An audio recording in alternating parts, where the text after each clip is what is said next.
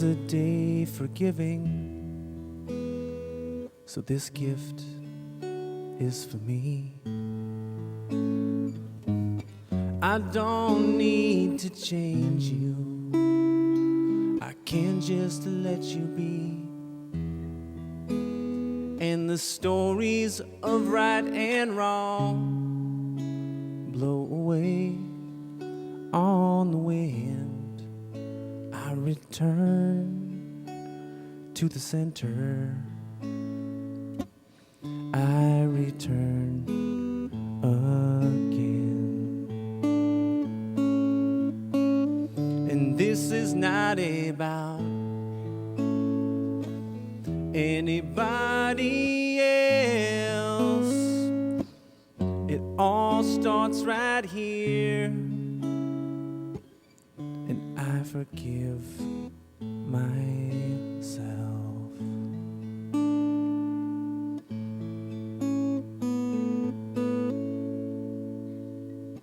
No one can make me leave the truth. No one can make me forget. That God is all there is, and I am that love manifest. I bless you and I thank you for reminding me what is true. I come back to the center. I see the light in you. The real story here is not about anybody else. It's a story about me, and I forgive myself. I'm gentle with you. I am gentle with me. God is gentle with us all and holds us lovingly. And the real story here is not about anybody else. It's a lesson just for me, and I forgive myself. And the stories become a song that sweetly sings itself. There is no more blame, and I forgive myself. There is no more blame, and I forgive myself.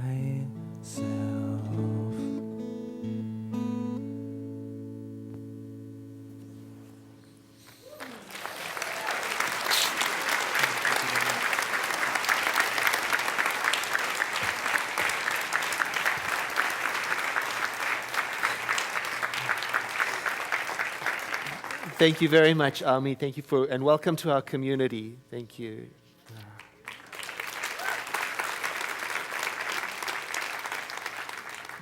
And with a beautiful song for our third week in our series on forgiveness.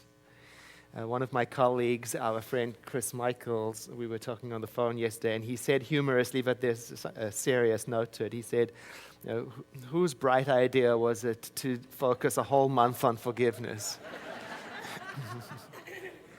Actually, it was his. Because the nature of work like that is that it dials in the focus on the topic, so I get to see how well am I doing with it as life happens around me. You know, I've got the theory down, but then how's it going in the world with the study? And our country is struggling again with horrific events, the bombs in Boston and the explosion in Texas. They add to an already way too long list of events that are difficult to understand and difficult to deal with. The Christian author Albert Nolan wrote these words: "The most valuable contribution that a Christian can make in our age of despair is to continue to act hopefully, and in that way to be an encouragement to those who have lost all hope." And I've been thinking about that and personalizing it, not only for Christians, for whatever path we're on. What is the most valuable contribution that I can make in this age of violent tragedies? And I can see, yes, I can see there would be a contribution for me to not surrender to my despair. It most certainly would be a contribution for me to act hopefully and respectfully as a tribute to those who have lost so much, or as a tribute to those who have contributed so much. Because there are strong emotions at play in our world right now. There is strong, powerful energy moving through our culture, and it takes a lot of courage not to go unconscious and just go where it leads. It takes a lot of courage. Like on the day that I read about the blasts in Boston, and my thought went to all of those people affected by the explosions, what I would do is I would take a simple moment of quiet time, just like we've been practicing, to tune into my heart as compassionately as I could. And I found myself calling upon the words we've become so fond of. May you be filled with loving kindness. May you be well. May you be peaceful and at ease. May you be happy. And then each time I found my thought going to those people who are responsible for the bomb, I noticed that I couldn't say the words yet. So I didn't force it, but I didn't want to let myself off the hook too easily. So I would take a simple moment of quiet anyway, and to tune into my heart as peacefully as I was able, and then to let my thought go to those people who are involved in the relief effort. Just take a simple moment, I would, to tune into the gratitude in my heart, and then let that lead me. Let that lead me back to the intuitive urges that are stirring within me that can instruct me, possibly, as to further areas where I might contribute, where it is needed. And so I've been looking for ways to reconnect with my hope.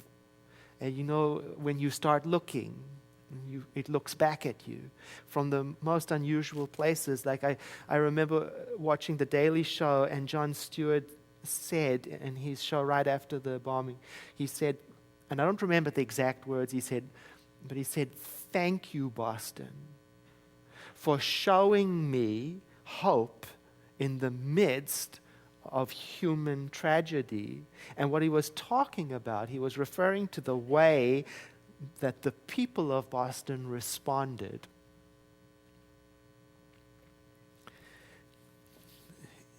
It is well known that Mr. Rogers once said, "When I was a boy and I would see scary things in the news, my mother would say to me, 'Look for the helpers. You will always find people who are helping.'" And so I've been doing that. I have been looking around for the helpers, and when I find them, I look at them so that my consciousness can be renovated from within by the images and stories of hope and full-heartedness and courage and strength. In the Atlantic Wire, an article by Alexander Abad Santos, he describes some of the helpers whose stories have helped and continue to help reconnect me to my hope. He writes, "We don't know where they all came from. We don't know their names. But they seemed to come from everywhere, and on a day when there was not too much good news in Boston. They are average citizens. They are marathon runners and football players. They are doctors and nurses and trained professionals. They are, in some small and often anonymous way, a part of all of us right now. And oh, the stories, like the stories of the marathon runners who, after crossing the line, exhausted, carried on running straight to the hospital to give blood. And so many of them showed up that the hospital had to turn these good people away. Even the Red Cross had a sign saying, "We've got enough on the shelf. Thank you, but we've got enough." And on the web, there's a Google document that was established for people, individuals and businesses to say how they could and wanted to help.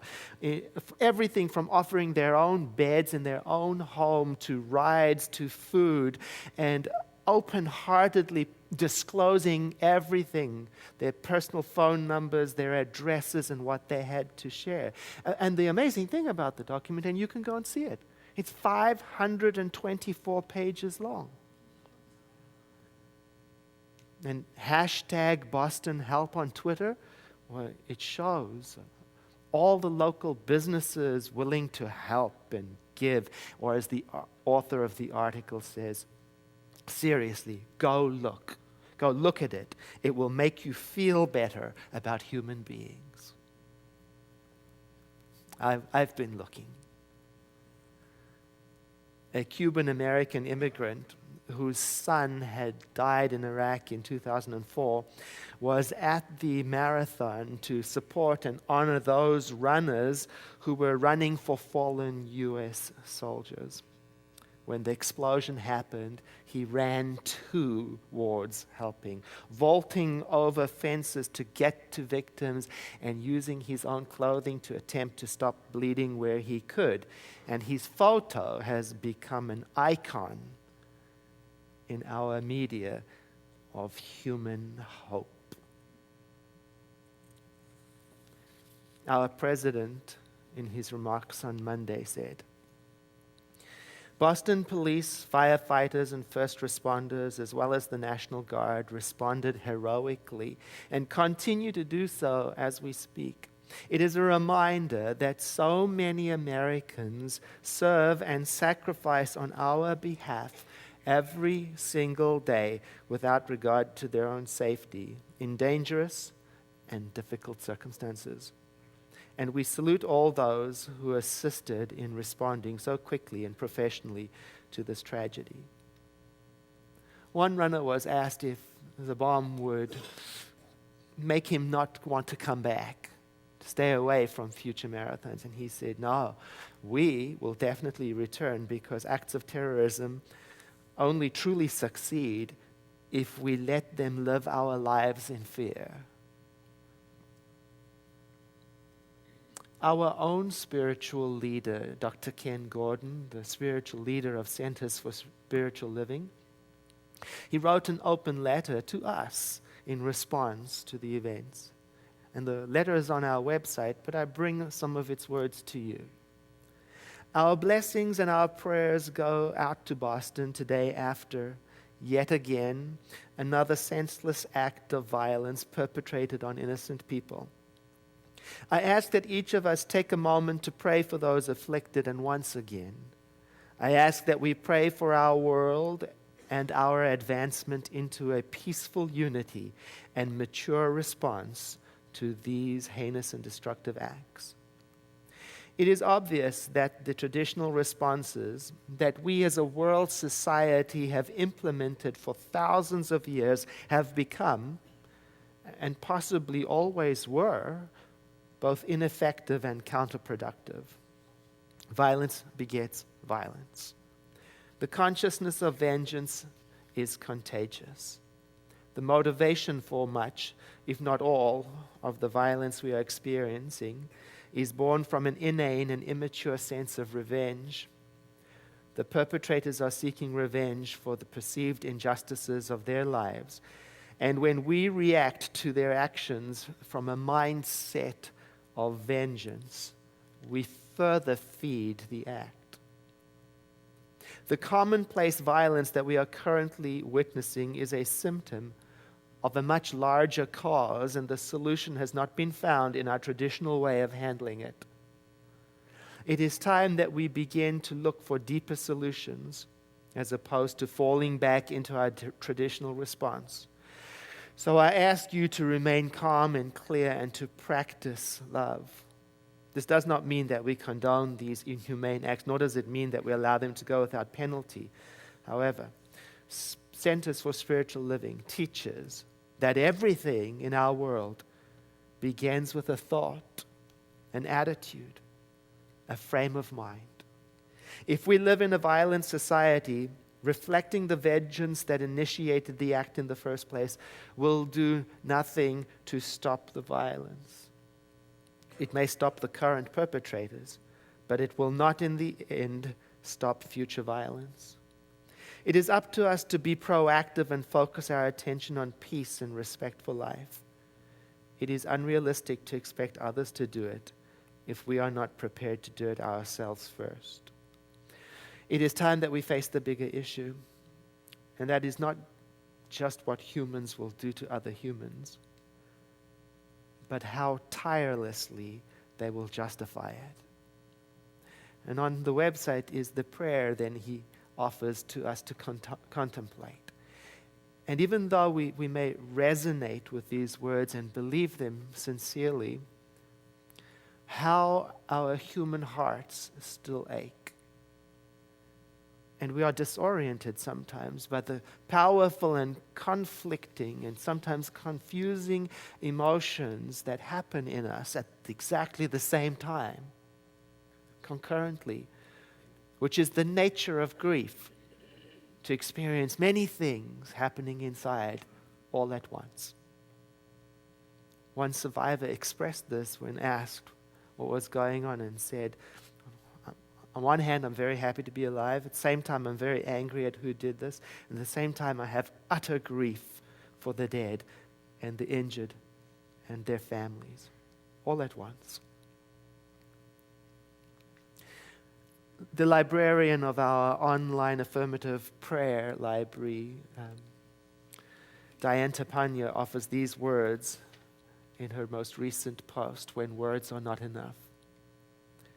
Sometimes I cannot find the words to pray, and my mind keeps wandering back to the challenge that I am facing.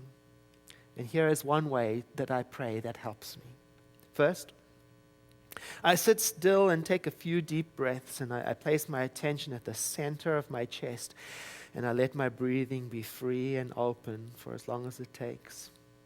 Next, I consciously turn my thoughts and feelings to something or someone who is lovely to me. I let myself rest in the remembrance of this goodness, and I continue to breathe. I slow down. Perhaps I think of something else that is beautiful or someone that has brought me joy. Or I set my gaze upon a tree, a flower, or a bird in the yard, and I take my time to let this feeling meet me. And sometimes this alone is enough to remember that love exists. Other times I go on to feel that I am a part of this beauty and this joy, and I remember the feeling of unity and oneness, and I rest in it. And if I'm feeling soft and open, I might even let the idea of what is disturbing to me enter into my mind. I let the softness of my heart and breath wash over my thoughts about the situation, just as it is, nothing to fix or explain. I just let myself expand to make room for both the feelings of loveliness and the challenging feelings to both exist side by side. I sit still and breathe, letting it be enough. And this subtle shift in my awareness is a powerful prayer, and I encourage you to be gentle with yourself, to be soft, to be kind, and to make room for all of you and for all of life. So I return to the question posed by the Christian author at the beginning of the message, or at least the question that I transformed it into. What is the most valuable contribution that I can make in our age of violent tragedies? And I can see, yes, it would be to not surrender to my despair. It would be to continue to act hopefully and respectfully as a way of paying tribute to those people who have lost so much, and a way of honoring those people who have already given so much. And when the time comes, let me be one of those people who runs towards the place where need is present. Let me be one of those people who runs towards helping. And not only in times of such sudden and large-scale crisis, but also in those slow-motion crises that creep up upon us like a melting glacier. Let us pray.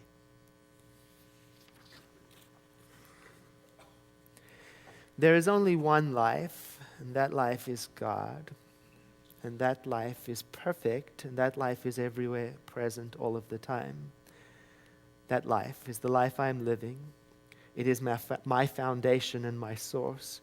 It is everything that I am, and it is, as I say, the truth of my being. I say that to remind me that there is no otherness to my existence. And in this way, my prayer is opening me up to make room, to make space for all parts of me and all of life. As I pray in this way, the I that is speaking is the I of any person speaking everywhere, anywhere. And I say that to remind me of my kinship with all life, with all beings, everywhere and at all time. And I pray to invoke the presence in my consciousness of the Creator, so that I may be infused with all that is creation's truth, the deep, still peace at the center, the deep integrity and the silent wisdom.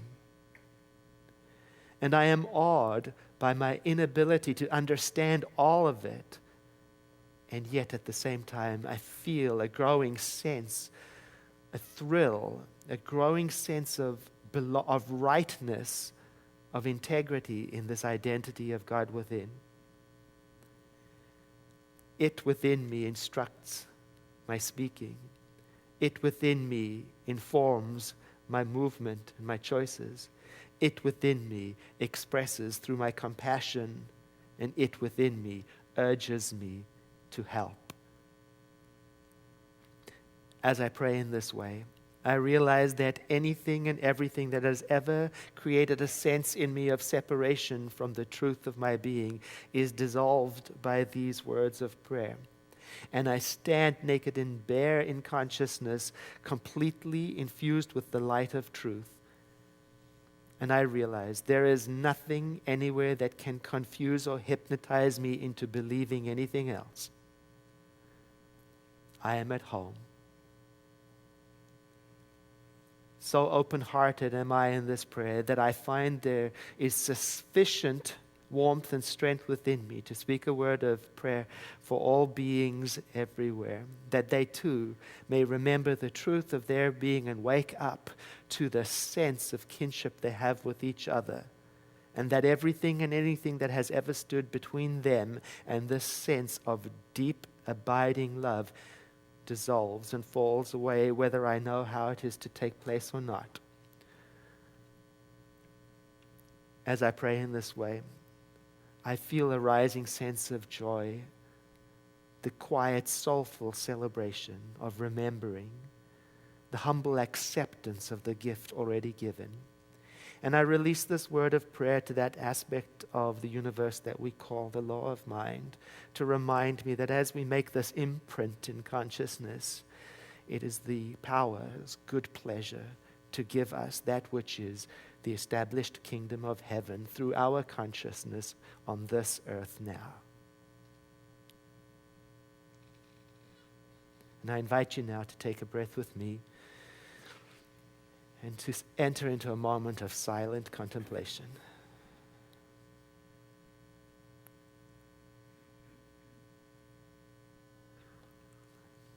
And once again, I invite you to take a deep breath in with me and to sigh.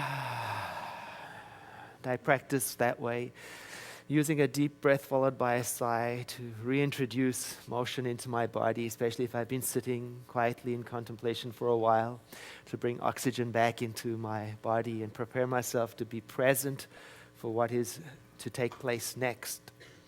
And what is taking place next for us is our practice of contribution, of giving, which is one of our spiritual practices. I'm remembering one of my teachers who said to me when I was brand new learning about spirituality, she said, Edward, if you're not giving, you're not even in the playing field for what life has to offer. And it took me a long while to understand what she meant about that. I figured out that I had to shift my consciousness from being a receiver to being a receiver and a giver in order to be in the flow. And it was brought into focus for me just recently as I watched a video on National Geographic of the melting glaciers in our northern and southern caps, where over many years of time-lapse photography now, there is indisputable evidence that they are rapidly decreasing and disappearing. And it reminded me of how we cannot be only takers when it comes even to the resources of our planet, which is appropriate because tomorrow is Earth Day. And so our guest musician, Ami, is going to appropriately sing a song in honor of Earth Day about the inclination to use less resources in our world. Well, sometimes all of us folks on this planet, we start taking things for granted, because every day we go out and we buy a little more, unknowingly engaging the earth in a war. It's a global situation, things are looking grim, got poison land and streams, ozone's getting thin. Are we gonna break the spell, are we gonna get smart, or is everything just gonna fall apart? I said, poor little planet under so much stress, I wonder if it's time for us all to just use less.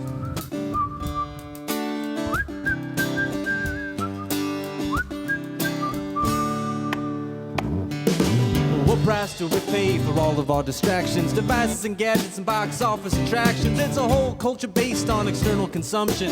Hey now everybody, ain't we missing something?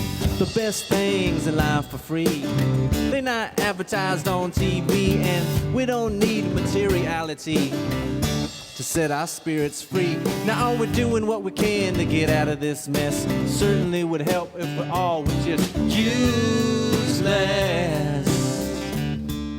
I think I'm gonna use less. Hey, yeah, use less. Ain't it time to use less? Buying and selling and throwing away, it's polluting our planet every day. We destroy the very earth that we walk upon. Happiness through consumption is a myth gone wrong. Gonna have to get together before things get much worse. Ain't it time to heed the signs and put the earth first? I said, ain't it time to heed the signs and put the earth first?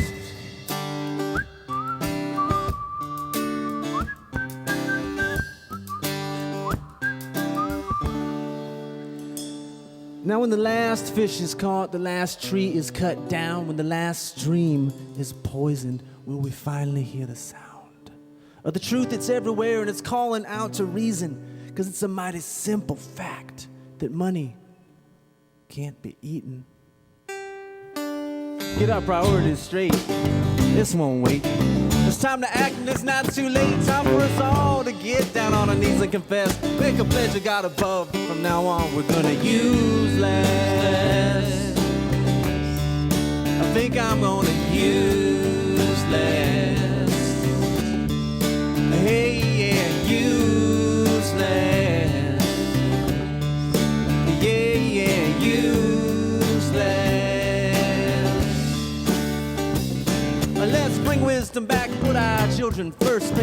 into our actions, save ourselves from the worst for our little ones. But what are we gonna do? Now don't you wish your parents had done it for you? Cause if we all take the time to do our part, we're gonna have those warm fuzzies flowing through our hearts. So come on, little brother, little sister, take my hand. If we walk this path together, we'll find the promised land.